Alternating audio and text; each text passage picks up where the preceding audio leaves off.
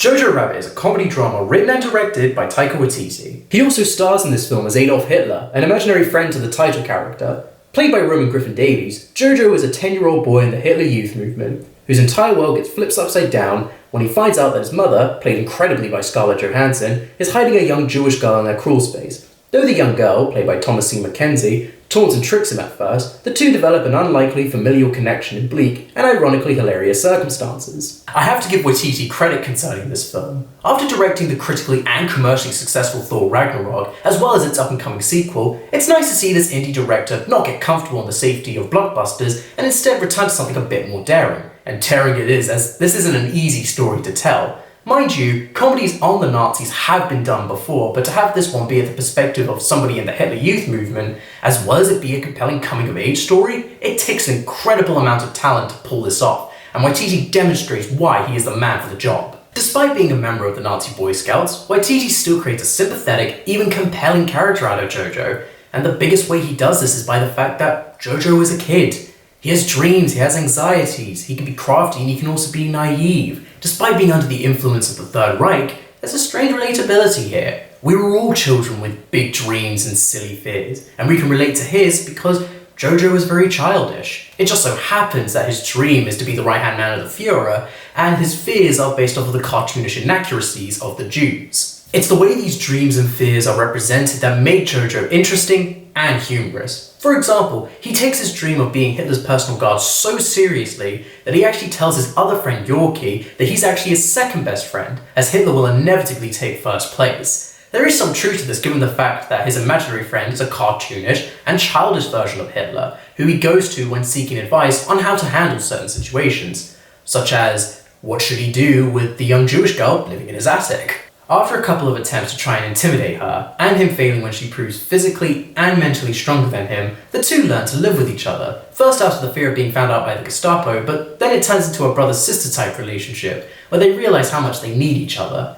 First out of the necessity to survive, and then out of companionship. And as you can imagine, to the dismay of Jojo's imaginary friend. But the best performance in my opinion doesn't come from the children or from Waititi, but instead from Scarlett Johansson. She plays Rosie, a young mother hiding many things under her warm smile and witty remarks. She hides her feelings of grief for her deceased daughter and husband, the fear she feels for the young Jewish girl living in her crawl space, and the misery of her son growing up in a terrible world, being molded by horrible beliefs that she is secretly fighting against. Her Academy Award nominated performance led to two of my favourite scenes in the entire movie, both of which are shared with Jojo. The first is when the two of them are having dinner. This is after Jojo has found Elsa hiding in the crawl space and he realises that his mother isn't eating, no doubt trying to save food for Elsa. He remarks on how unpatriotic Rosie comes across and says he wishes his father were here. Now, in bad movies, this would be the part in which they have a big misunderstanding and the two of them only realise when it's too late. However, what Rosie does is she puts on the father's uniform and pretends to be him while retaining her normal personality. It's as if the two of them are having a conversation and she mends the relationship with Jojo almost immediately. Johansson's wonderful performance, combined with the subversion of an irritating cliché, made a scene that I found funny, heartwarming, and, dare I say it, refreshing. But without a doubt, my favourite scene in the entire movie is also its most brutal. Jojo chases a butterfly into the centre of town, where there are gallows. The camera holds a medium shot as he moves closer towards them, stopping when he is right next to them. He looks down at the butterfly, and we see a pair of legs hanging from the gallows, wearing a familiar pair of shoes. Rosie's shoes. Jojo looks up and sees his mother hanging there. He calls to her, he hugs her, he tries to tie her shoes, but can't. What makes this scene so powerful is that it's the payoff to multiple elements that were set up previously in the movie by Rosie's character. She walks on stones with the shoes being leveled to Jojo's head. When in the town centre, she makes Jojo look at the gallows, subtly preparing him for what could and inevitably did happen in the end.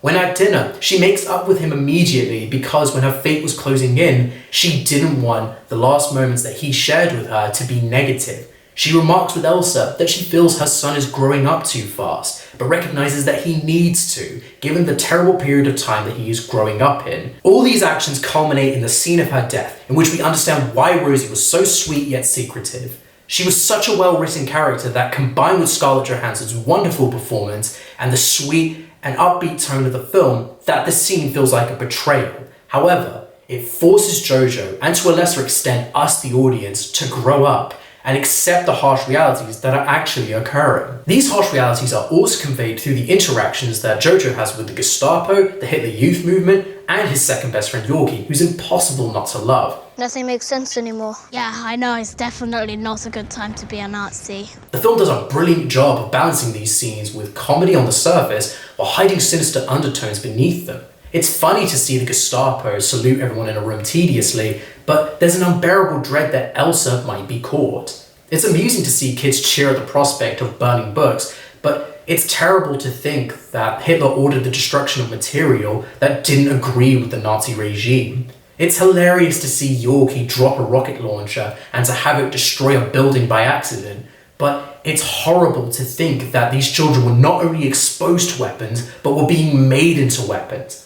I can think of no better scene in this film that summarizes the comedy and sinister undertones than in a scene where all the children are running into battle armed to the teeth, being led by a captain wearing a cape, red boots, and feathers. The Nazis in this film are ridiculed for their atrocities. Ultimately, I thoroughly enjoyed Jojo Rabbit. The performances were spectacular, the comedy was hilarious and insightful at times, but it never hindered the dramatic moments of the film. And Taika Waititi clearly shows he's not getting comfortable with the conventional safety of blockbusters. I'm going to give Jojo Rabbit a 10 out of 10. Thanks for watching, and I'll see you next time.